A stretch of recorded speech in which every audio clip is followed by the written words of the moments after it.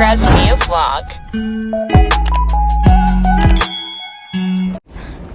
Nandito tayo ngayon sa ating kangkungan. Ayan. Nagsisigang ako ng ulo ng grouper.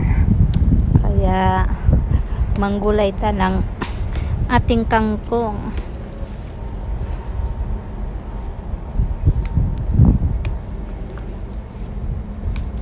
Kaya namulaklak na siya, guys. Kasi parang hindi ko siya nagulayan ng 2 weeks. Kaya ngayon tatanggalin natin para umusbong panibago.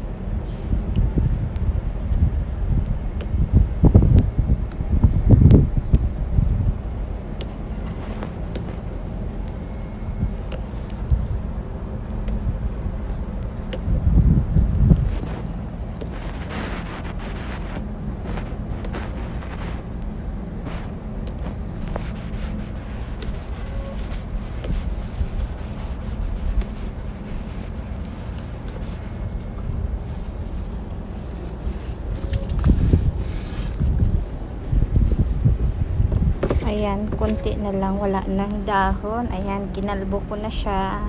Ayan yung ating alugbate. Hindi pa ako nakapagtanim ng pichay kasi wala pa akong oras. O diba, isang gulayan na to. Hindi ako nagtanim muna kasi mag-aayos pa akong garden ko. Ayusin ko ng mga paglagyan ng pichay para di ako mahirapan, kaya kailangan i-ready ko lahat.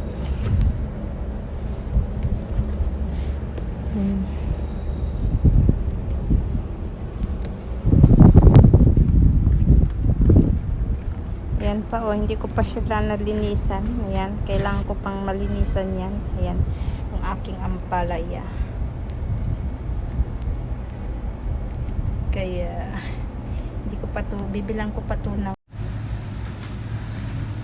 Ayan na pala, guys, ang ating ulo ng, ang head ng ating grouper.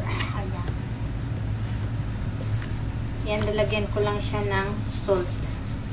Marinate ko muna siya sa salt para hugasan ko ulit. Para matanggal, guys, ang kanyang langsa. Ayan.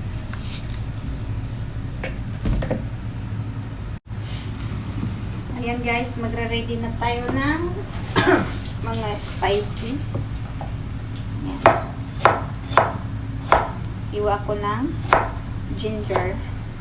Ito yung ating green chili. Yan, okra. Hindi ko napuputulin yung okra kasi ano naman siya, maliit. Hindi naman siya malaki.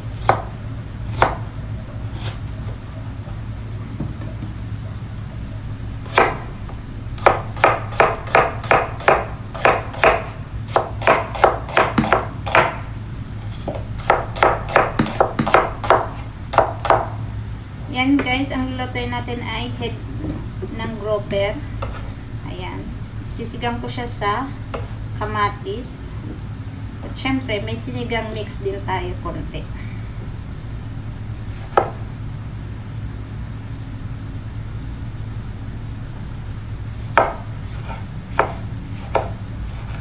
Yan lang po ang ating gulay gagamitin sa sinigang kasi yan lang yung available.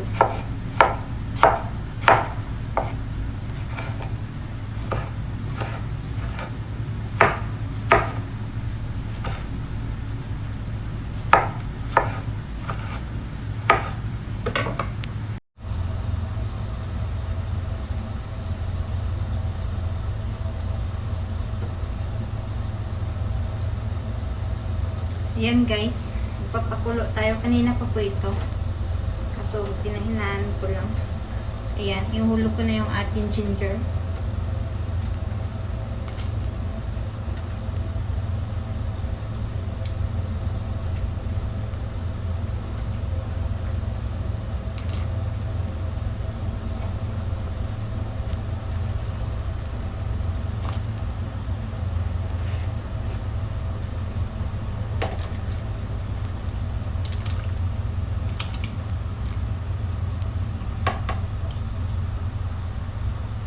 Yan guys, yung ating green pepper.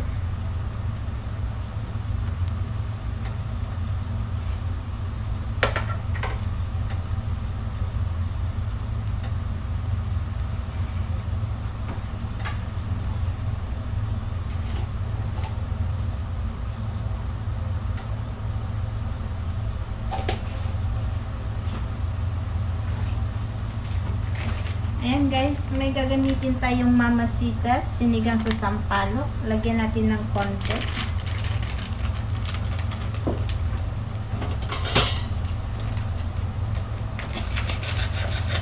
Konti lang ilalagay natin guys, kasi may kamatis tayo. Para dagdag asin lang siya.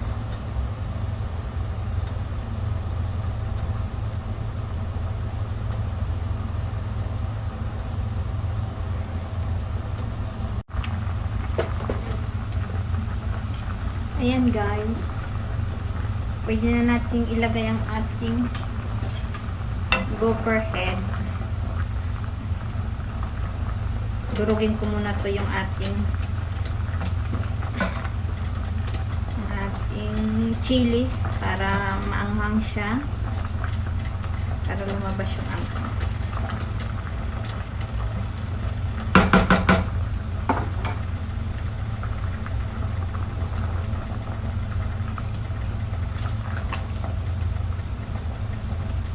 Isang ulo ng isda sa sobrang laki, kaya kahit 2 araw mo itong uulamin, ilagay lang sa ref syempre.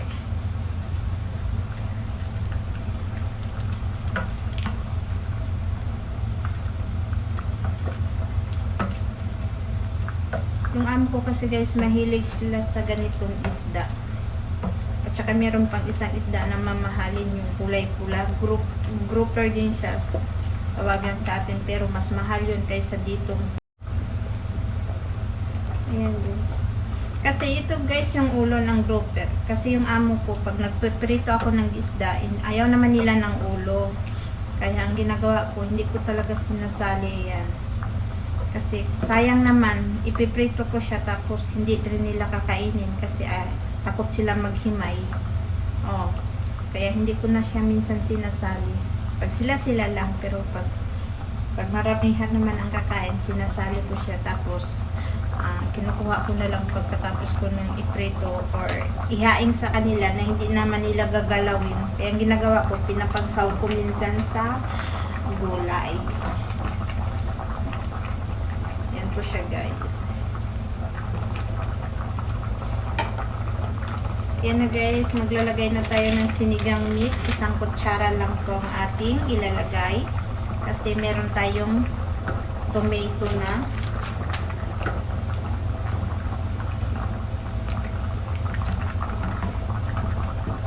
Naglagdag lang ako ng ng sinigang mix sa sampalok para pangdagdag asin po siya.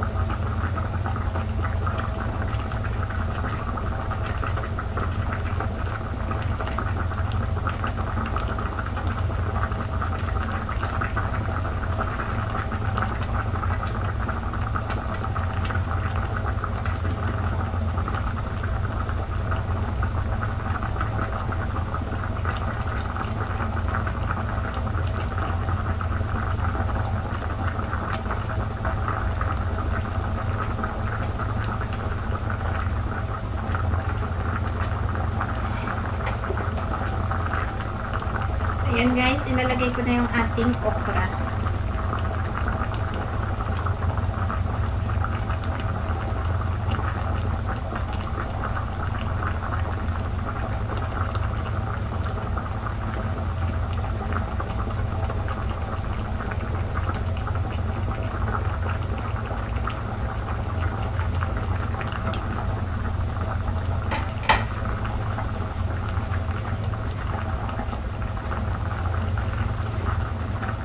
Yan guys, dahil wala akong pamintang buo, ito ilagay natin pamintang durog.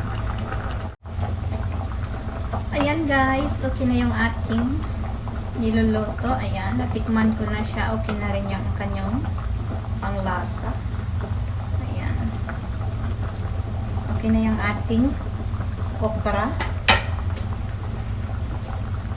At ito na nga guys, ang ating ilalagay ay ang ating fresh kangkong. Ayan. Malakas yung ating apoy. Inaano na natin siya. Ayan. Ready na tayong mananghalian. Time Saudi is 4 PM. Ayan. Ganyan pa lang guys ang aking tanghalian. Diba? Kung saan lang ako may time, doon lang talaga ako sisipagin magluto ng aking lunch. Kaya minsan guys, nagluluto ako marami, tapos ilalagay ko na lang siya sa ref, kasi minsan nga, walang time magluto talaga para sa aking sarili. Kung hindi ako bababa doon sa basement, hindi ako makain, pero hindi naman ako lagi guys bumababa talaga doon sa mananahi, kasi mahirap na ba. Hindi naman talaga ako mahilig kumain pag may work ako, maraming work. Ayan. Yan nga guys, dahil isang ulan ng gopher at saka manakil, bibigyan natin ang ating maniho. Kasi para hindi mag-stock ang pagkain sa ref.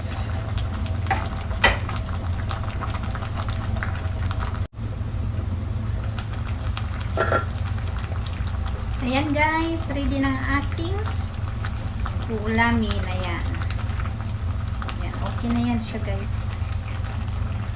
O, diba?